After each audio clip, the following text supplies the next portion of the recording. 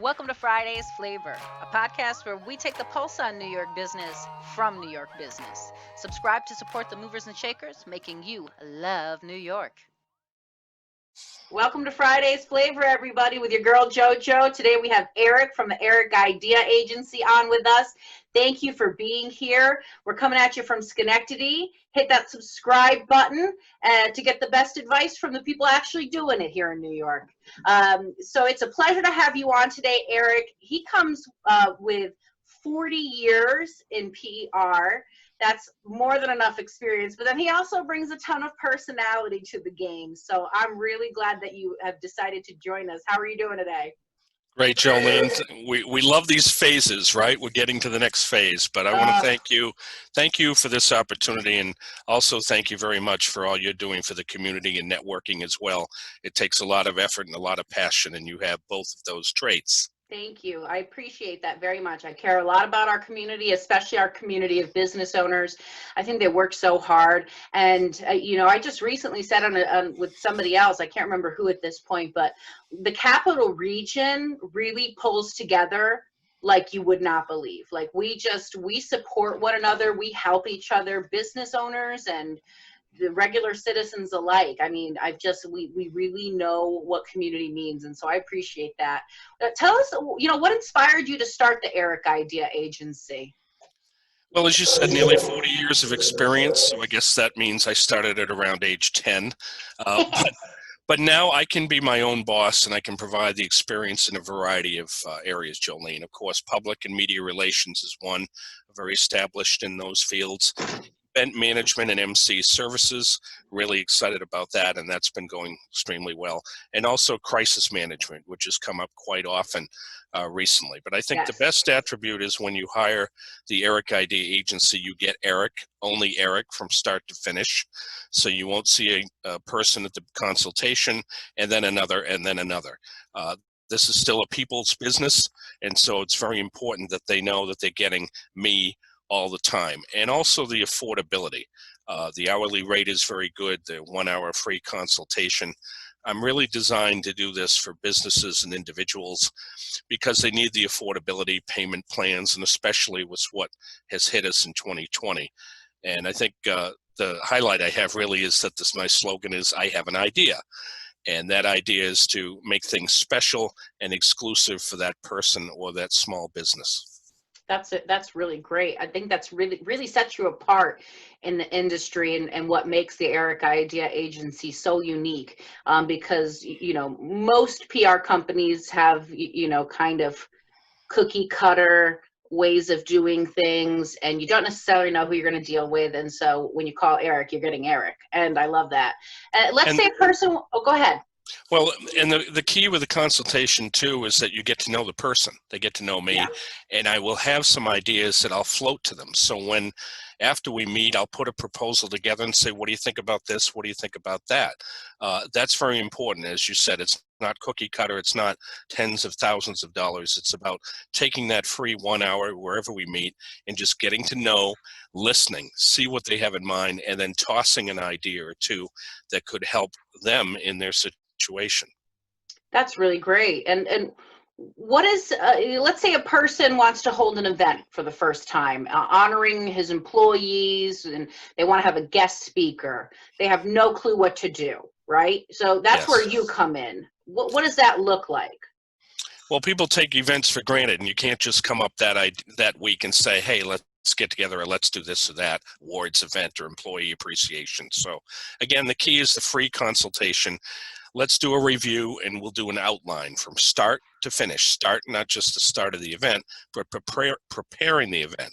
So let me find the fitting venue for the size, the cost, the parking, conveniences for the guests, the honorees, and you. Those are very important. Then I put a timeline together. I want to make sure that they watch the event and not watch their watches. We've all been at those things, right, that go on extensively. So I train award winners how to prepare a speech. Nothing off the cuff. Some people are not comfortable speaking in public and even speaking to families, and it's important that they keep it on target, on time, because it's your moment in the sun, Jolene, and the last thing you want to do is to forget the spouse, family member, etc. So I Or help ramble prepare it. like a fool. I tend to ramble when I'm nervous.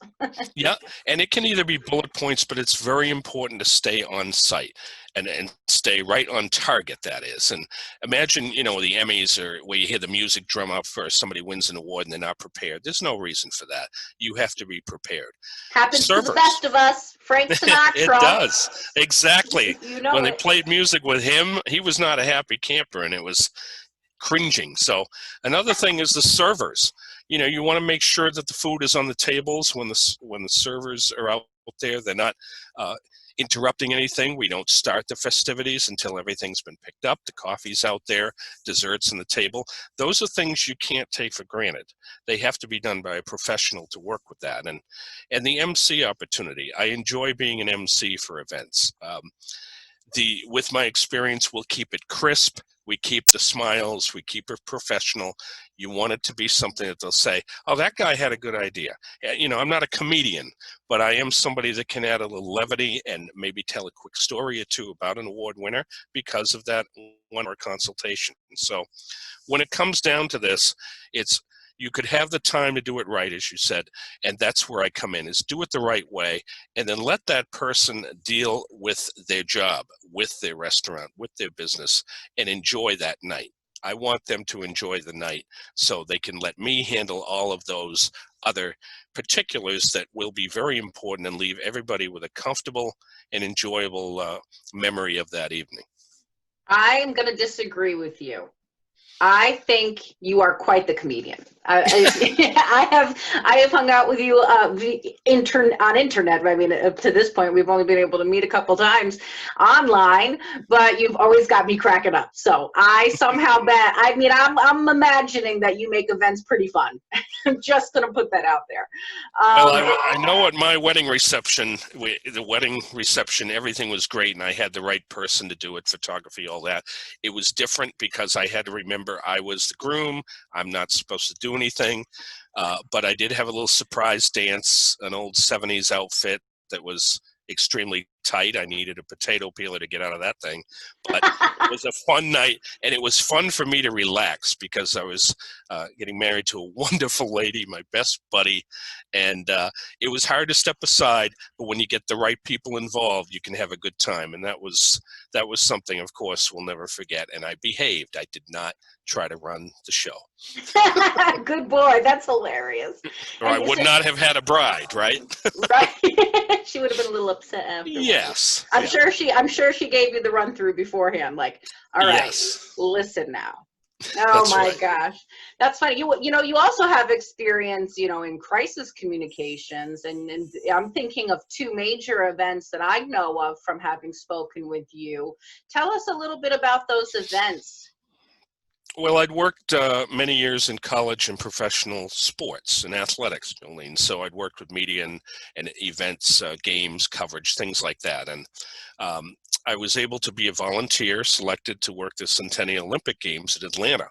That was a dream. I'm not a competitor, but it was a dream to be able to work with worldwide media and be in a fabulous city and do it, representing not a school or a professional team, but our country. So it was very, very enjoyable and very rewarding.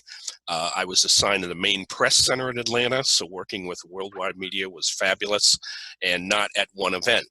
Of course, one evening I was thrust into a bombing at Centennial Olympic Park, which was right outside our main press center. And that night, what I did was basically try to keep the media away from officials and then try to keep them informed in some fashion as best we could throughout the evening. That was the ultimate crisis because the media people need to do their job.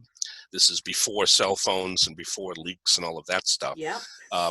The other was the choking of a coach, my year in the National Basketball Association with the Golden State Warriors. Of course, we had the infamous choking by a player, Latrell Sprewell, the coach, PJ Carlesimo, and it really did defer. It's like the dam was breaking. And so we tried with the staff, tried to keep things as positive as possible, protect the coach primarily make sure that at events that the basic questions are asked, a statement, that's it. So I'd get calls at 4 in the morning from the East Coast. Every city we'd go to, Jolene, that's what they wanted to talk about. And Right. so I had by memory set things to say, so the players, the coach could focus on their team, and the fans could do so as well. Those are considered major sports crisis in history, and it was interesting to be a part of both of those. But it also helped me to understand that crisis could be anything. It could be a fire at a longtime family restaurant. It could be the passing of an employee, variety of things. A crisis is no bigger, Jolene, than any other, and then no smaller. You have a business and something happens, a water leak or something, and you have to close. That's a crisis. That's not the Olympics, but it's a crisis to you, that person, the business owner. And that's how I approach that.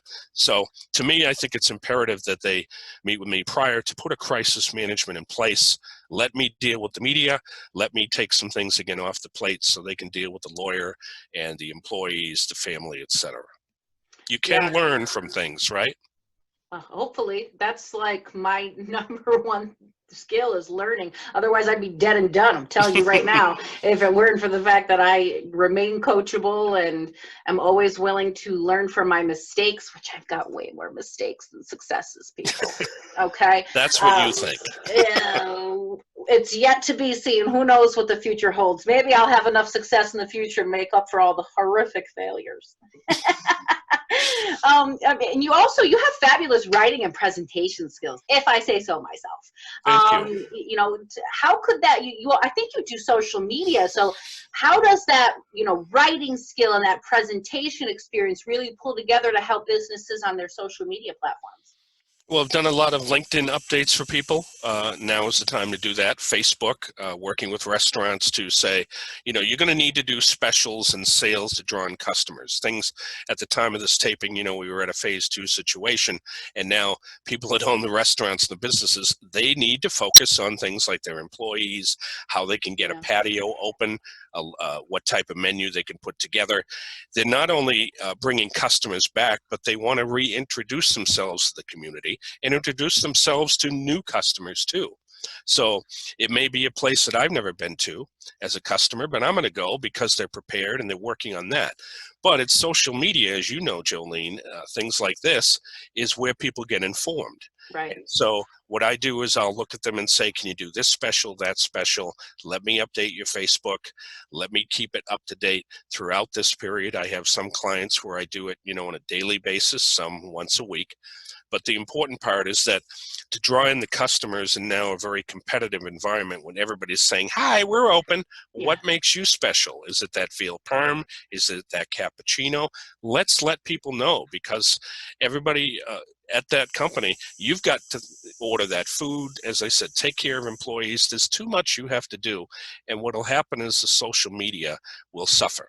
And if the social media suffers, so too will that business. So that's where I come in with that, is clean up the LinkedIn page, keep Facebook up to date, and get the word out with social media so the owner of the business can focus on the primary and priority items that he or she must do at this point.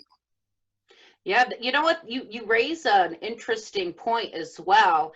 Everybody is reopening, within each phase, everybody is opening, similar businesses at the same time. Right. So let's say you are a restaurant. Well, everybody is saying we're reopening. So you can't just use that. You can't just say, hey, we're open. Hey, we're here again, because literally everybody is going to be saying that. So I think you're right. And it's important for all of you business owners out there who are afraid to do a special, especially after I know you've suffered financially for X number of months. I gotta say, it's very important to do those specials. You're giving away just a very little bit to get something back in return. And I That's know you right. have thoughts on that. We've talked about that before. Yeah, I'll give an analogy. As I worked with a professional hockey team, not in this market, but in another market. And what I said to boost attendance of the owner is I said, we got to do a 2-for-1 night. We've got to do a discount. He's like, nope, can't do a discount. I said, look, if we do a 2-for-1 and you don't do it, that seat will be empty. So let's get a fanny, let's get a tushy in the seat, because the person that comes, when they hear free, Yeah. they feel now, well, now I can spend some money because I got that item free. They're going to buy popcorn, which equals a soda. Nobody has popcorn without a drink. They might buy a souvenir. And that's what happened. And so the Right. attendance came up, and the money generated from a tushy in a seat is a heck of a lot more than a seat that doesn't get warm and has nobody in it. This is You can true. you can equate that to a restaurant, is that with the lesser menu, you can still do some special things, but you got to let people know about it. So if it is the free kids meal or something that you can look and say, this is only going to cost us $3.49 for that meal. So let's do that free with the purchase of something else. And it's also a great way to try a new item. Like people have said, let's try doing smoothies. Try something new, but let's promote that. Let me get a photo of it. Let me get that word out there. Because if you do free, if you do 10% off, 10% off may only cost you $3. But Exactly. 10% off is a pretty big deal, especially for people that look and say, look what they're doing. They're doing a discount. Because many people are a little timid and a little nervous about going out. But if you do that special little thing, just like we did with the tushy in the seat, we made money on it. But it also showed to the community, we're unique. We're doing something different. We want you here. Try this item. It works, don't you Exactly. think? It does. Absolutely. It works. Everybody knows the saying, free is for me. Free Right. is for me. Everybody likes to get something for nothing. And you are absolutely right. If somebody shows up and with a free ticket to an event, they're absolutely going to spend money. If they got in there because they have a 15% off discount, you might spend $5 to earn 50 and a new customer. Exactly. It could be a And a complete return customer. Exactly. Your objective is a new customer will be somebody that will be a return customer. And I think that's something, again, that we can coach and equate to, as I said, with a professional team, or when I've worked with companies that had ticketed events. Yeah. It's about promoting them and getting them back. And it is an exciting time.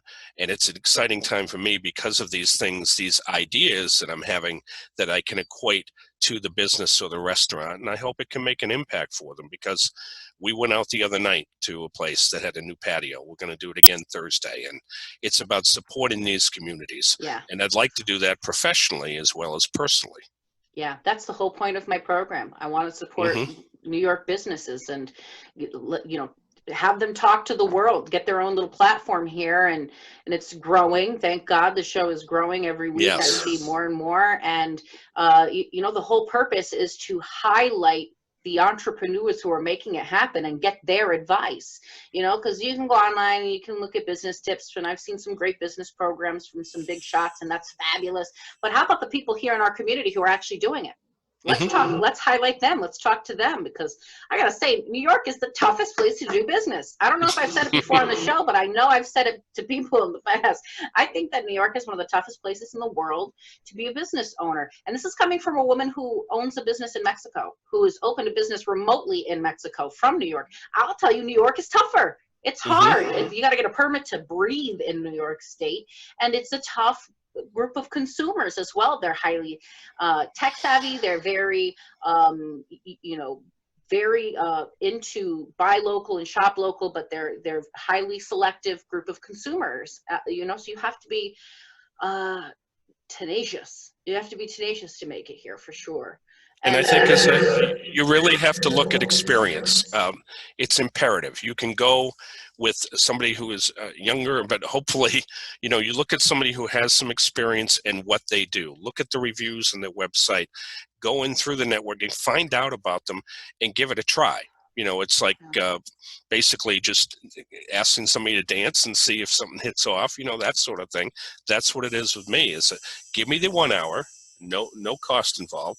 get a feel for me. It's not just about me as a company learning about you. It's about, do I feel comfortable with this individual? And I'd recommend that to everybody. It's still all about people. Let's not get caught up in the, all of the technology. It's still about, do I like that person as the plumber? Do I like that waiter? Do I like, that person? And I think that's important. And oh man, I'll tell you, when I started my career in sales, I had zero, real sales experience. And I did really, really well from the very beginning. And nobody could figure it out. We couldn't understand why I was doing so good. And I'll tell you why. I think it now in hindsight is because I was naive. And so I came in and I just assumed everybody was going to buy. And so when you assume anything of that nature, it's, you make it happen. It happens. When you assume it's going to happen, it will happen for you. And that's just positive thinking. And that's just, projecting what you want to happen out into your future. Secondly, I liked people. I was a waitress who got thrown into sales because I was totally unqualified. But the only reason I got the job was because of my personality. Because one of the managers liked me, and I got the job, and then I did really well because I was business to consumer sales, and it was an in-home sales atmosphere, and I put people at ease, and I had a very good personality. And I think that there's a lot to say about that, sitting down with somebody as a business owner and just getting to sense who they are as an individual. And I think if people can really tell that you genuinely care about helping them, you genuinely want their event to go well, you really want their to earn their business, and you are really willing to work hard to make it worth it, they see that. They can see that within probably 3 minutes of meeting an individual. And I think you'd agree, both of us are extroverts, type A, outgoing, but you can still be you could still be an introverted person, but in a one-on-one setting, if you're passionate, comfortable, and confident, those 3 words about what you do, your product, if you have passion, confidence, and comfort, then the person you're going to is going to see that potential customer. And you don't have to be, just like us as the extrovert. I mean, you're incredibly passionate. You have tremendous personal and professional qualities. But to those people that, I know a fellow named Rich, and he's an introvert. But boy, you can still see the passion flow out of him and the comfort and confidence. And if you have that, and if you're a customer and you see that, that's the person you want to hire, because it's not an act. You will see that in the performance that they provide to you and the service they provide as well. Exactly. Agreed 100%. And then before we let you go here, Eric, what is your number 1 piece of advice for a hopeful entrepreneur out there listening right now? Those words, I would say, have the passion, and you're going to hit a speed bump now and then. Feel comfortable about what you're doing and feel confident about it. Don't show overconfidence, but the point is, if you're going to start something, you can succeed if you have those qualities. Believe in yourself. You're the boss. You don't have to report to anybody. So that alone will make you feel much more comfortable.